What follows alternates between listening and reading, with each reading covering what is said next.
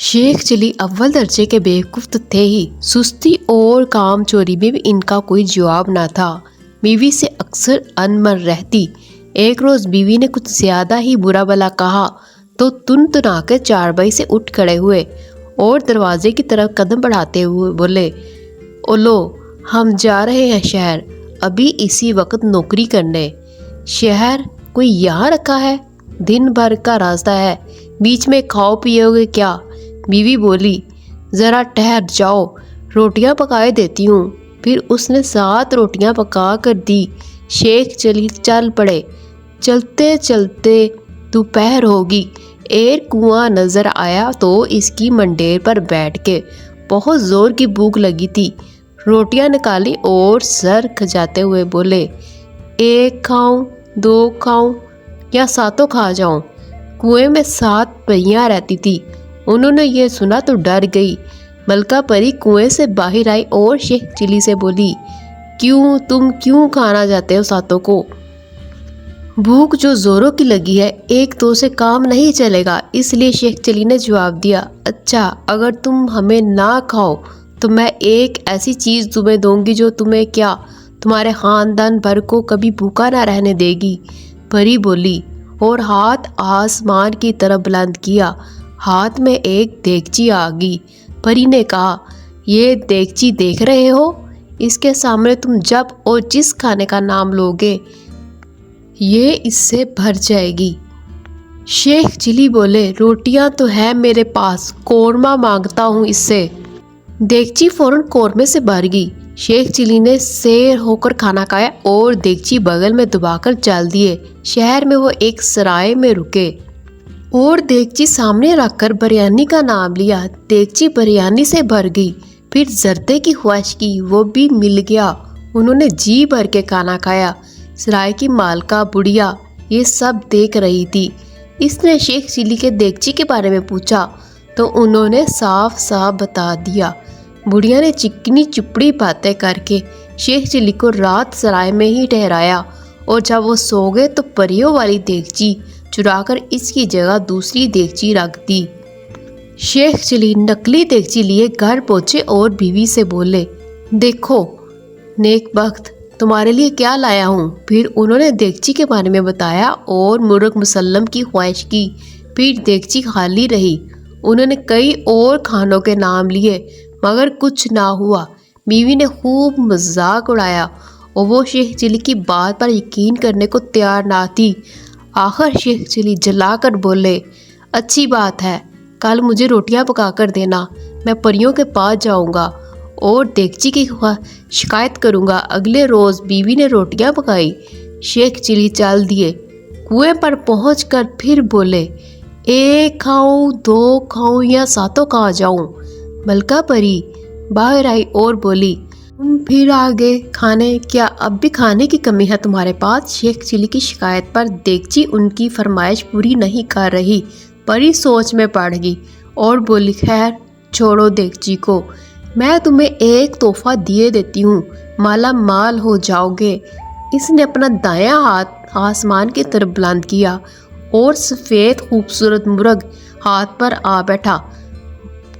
परी ने मुर्गी शेख चिली की तरफ बढ़ाते हुए कहा, ये सोने का अंडा देने वाली मुर्गी है, जब कहोगे तब सोने का अंडा देगी, इसे ले जाओ और अब हमें परेशान मत करो। शेख चिली ने खुशी खुशी मुर्गी बगल में दबाई और चल दिए और फिर उसी सराय में पहुंचे। बुढ़िया ने इन्हें देखा तो करीब आई और पूछा, अब क्या तोहफा लाए हो? शेख चिली ने कहा, इसे ना सिर्फ मुर्गी के बारे में बताया बल्कि तजर्बा करके भी दिखा दिया। बुढ़िया बहुत खुश हुई। इसने शेख चिली को सराय के सबसे खूबसूरत कमरे में ठहराया, खूब खातो मदारत की। रात को शेख चिली मुर्गी की टांग पर अपनी चारपाई के पाए से बांध कर सो गए। बुढ़िया ने मुर्गी पाकर इसकी जगह दूसरी मुर्गी रख दी। जब सुबह ही शेख चिली नकली मुर्गी बगल में दबाए घर पहुंचे और लगे डींगे मारने। बीवी ने कहा, मियाँ सोने का अंडा देखूंगी तो यकीन करूंगी। हाँ हाँ क्यों नहीं, अभी लो। शेख चिली जोश से बोले और मुर्गी से कहा, भी मुर्गी सोने का अंडा दो। मगर मुर्गी ने सोने का अंडा तो क्या, आम अंडा भी ना दे सकी। बीवी फिर से मजाक उड़ाने लगी। शेख चिली गुस्से से बोले, कल तुम फिर रोटियां पकाना, देखो मैं क्या हशर करता हूँ इन धोखेबाज परियों का। अगर वाकई जिंदा छुपा गया तो शेख चिली का नाम नहीं। बस बस रहने दो।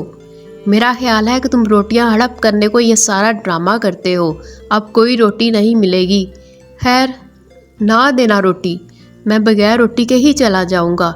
शेख चिली ने आहिस्ता से जवाब दिया और कमरे से चले गए।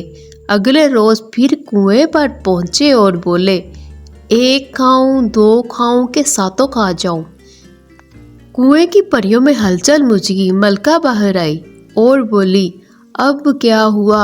मैंने तुम्हें ऐसे तोहफे दिए कि जिनसे तुम माला माल हो जाओगे, मगर तुम कुछ ज़्यादा ही लालची मालूम होते हो। नहीं मलका परी, ये बात नहीं। यकीन करो देगची की तरह अब मुर्गी भी मेरी बात नहीं मान रही। मेरी बीवी ने मेरा बहुत मजाक उड़ाया। शेख चिली बताते हुए रूहान से हो गए। मलका परी सोच में पड़ गई। पूछा, ये बताओ तुम घर जाने से पहले दोनों चीज़ें कहीं लेकर गए थे? शेख चिली ने जवाब दिया। फिर परी को सराय और बुढ़िया के बारे में बताया। मलका परी समझ गई कि सारी शरारत बुढ़िया की है। परी ने आसमान की तरफ हाथ उठाया। एक मोटा सा डंडा इसके हाथ में आ गया। इसने डंडा शेख चिली को देते हुए कहा, ये डंडा लेकर सराय जाना और कहना, ऐ डंडे, जिसने मेरी दोनों चीज़ें चुराई हैं, इसकी पटाई इसी वक्त इससे कर दे और इस वक्त तक पटाई करता रहे जब तक मुझे चीज़ें वापस ना मिल जाए। शेख चिली वो डंडा लिए सराय पहुंचे। बुढ़िया ने आगे बढ़कर इसका इस्तकबाल किया और पूछा, आज परियों ने क्या तोहफा दिया? शेख चिली बोले, ये डंडा, और कहा है इसे, ऐ डंडे, जिसने मेरी दोनों चीज़ें चुराई हैं, इसकी पटाई कर दे और उस वक्त तक करता रहे जब तक मुझे चीज़ें वापस ना मिल जाए। इनके मुंह से ये जुमला पूरा हुआ था, डंडे ने बुढ़िया की पटाई शुरू कर दी। वो चीखती चिल्लाती पूरी सराय में भागती फिर रही थी। डंडा भी मुसलसल पीछे लगा था और धड़ धड़ पटाई कर रहा था। तब ही रुका जब बुढ़िया ने कहा, दोनों चीज़ें शेख चिली को वापस कर देगी। शेख चिली डंडा, मुर्गी और देगची लिए घर पहुँचे। अब देगची की फरमाइश करने पर खाने भी दिए और मुर्गी ने अंडे भी। दोनों मियाँ बीवी माला माल हो गए, ऐशो आराम से रहने लगे, मगर अपना बुरा वक्त कभी ना भूले। हमेशा गरीबों हकदारों की दिल खोल कर मदद करते रहे। शेख चिली ने खोला मतब। शेख चिली ने चंद माह एक हकीम जी के मतब में काम किया और खुद हकीम ही समझने लगे। घर के एक कमरे में बाकायदा मतब खोल कर बैठ गए। अम्मा ने बहुत मना किया, मगर कमबख्त किसी को उल्टी सीधी दवा दे दी और वो मर मरा गया तो फांसी हो जाएगी। मगर शेख चिली कहाँ मानने वाले थे। ऐसे ही दवा दे देंगे उल्टी सीधी, हमें सब पता है दवाओं का, बीमारियों का भी। और आखिर 6 महीने बड़े हकीम जी के पास पुड़ियाँ बांधी है। कोई मजाक है क्या? तुम बिल्कुल परेशान ना हो अम्मा, अब तो समझ लो परेशानी के दिन गए। बहुत नकम्मा, नकारा और नखट्टू कहती थी ना मुझे। अब नोट गिनने और थैलियां बनने की तैयारियां करो। देखना जल्द ही बड़े हकीम साहब से भी बड़ा घर और दुआ खाना बनवाना है। शेख चिली नाम नहीं मेरा, मतलब खोले कई दिन हो गए मगर अब तक कोई मरीज ना आया। शेख चिली को मायूसी होने लगी। एक रोज़ बेजार बैठे थे। एक औरत मतब में दाखिल हुई। इसकी गोद में छोटा सा बच्चा था। आप ही है हकीम जी? औरत ने शेख चिली को शक भरी नज़रों से देखते हुए कहा। हाँ, हम ही हैं हकीम जी, हमारा मतलब है। हकीम साहब फरमाइए क्या तकलीफ़ है आपको? हकीम जी, तकलीफ़ तो कुछ नहीं, बस एक परेशानी है, औरत ने जवाब दिया। तो वही बता दीजिए। शेख चिली जल्दी से बोले। हम लोगों की परेशानियां बीमारियां दूर करने को तो बैठे हैं यहाँ। बात ये है हकीम जी, मेरा पहला बच्चा है, दांत निकलने की उम्र है इसकी, मगर हम यूं परेशान हैं, हमें कैसे पता चलेगा इसके दांत निकल रहे हैं? बस इतनी सी बात। अरे ये तो कोई बेवकूफ़ से भी पूछे तो वो भी बता देगा। خیر اچھا کیا جو ہم سے پوچھ لیا، شیخ چلی گردن اکڑائے کہہ رہے تھے۔ یہ تو بہت آسان ہے، آپ بچے کے منہ میں انگلی ڈالیے، اگر کاٹ لے تو سمجھ لیجئے کہ دانت نکل آئے، اگر نہ کاٹے تو اس کا مطلب ہوگا دانت نہیں نکلے۔ مگر حکیم جی، عورت بولی، ہاتھوں میں تو جراثیم ہوتے ہیں، میرا بچہ بیمار نہ ہو جائے۔ ہاں یہ بات بھی ہے، شیخ چلی نے کہا۔ خیر آپ ایسا کیجئے کہ بچے کے منہ میں انگلی ڈالنے سے پہلے اپنے ہاتھوں کو کھولتے ہوئے پانی سے دھو لیجئے۔ ہمارے استاد حکیم صاحب ان چیزوں کو جراثیم سے پاک کرنے کی یہی ترکیب بتاتے تھے سب کو۔ وہ خاتون بھی شیخ چلی کی قبیل کی عورت تھی۔ کچھ دنوں بعد انہیں بچے کے دانتوں کا خیال آیا تو شیخ چلی کی بتائی ہوئی ترکیب کے مطابق منہ میں انگلی ڈالنے سے پہلے انہوں نے پانی کو کھولایا، پھر دونوں ہاتھوں اس میں ڈال دیا اور ایک ہولناک چیخ بلند ہوئی۔ اس کے دونوں ہاتھ پوری طرح جھلس گئے تھے۔ چیخ کی آواز سن کر اس کا شوہر باورچی خانے میں پہنچا۔ وہ تکلیف سے تڑپ رہی تھی۔ مرہم پٹی کے بعد شوہر کو اصل بات کا پتہ چلا تو سیدھا مطب پہنچا اور شیخ چلی کو ایک موٹی سی کتاب پر نظریں جمائے بیٹھے دیکھا۔ تم حکیم ہو یا قصائی؟ وہ شخص مطب میں داخل ہوتے ہی بولا۔ شیخ چلی کے ہاتھ سے کتاب چھین کر تخت پر پٹک دی اور خونخوار نظروں سے اسے گھورنے لگا۔ ارے ہائے یہ کیا؟ حکیم ہیں ہم، ویسے قصاب کا کام بھی جانتے ہیں، کہو بکرا ذبح کرے۔ اس شخص نے اچانک ہی شیخ چلی کا گلا دبوچ لیا اور دانت پیسنے لگا۔ ذبح تو میں تمہیں کروں گا، نیم حکیم کی اولاد، تیری وجہ سے دونوں ہاتھ جل گئے میری بیوی کے۔ مگر ہوا کیا؟ شیخ چلی اس کے ہاتھوں سے اپنا گلا چھڑواتے ہوئے بولے۔ کچھ پتا تو چلے۔ پتا تو تجھے تھانے چل کر ہی چلے گا۔ اس شخص نے اس کا ہاتھ پکڑا اور دروازے کی طرف کھینچتے ہوئے بولا۔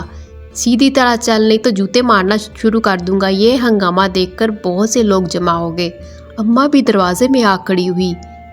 لوگوں کے پوچھنے پر اس شخص نے ساری بات بتائی۔ شیخ چلی بھی غور سے سن رہے تھے، فوراً بولے، اتنی سی بات پر اتنا بڑا ہنگامہ کر دیا؟ ارے ہاتھ جل گئے تو کیا ہوا؟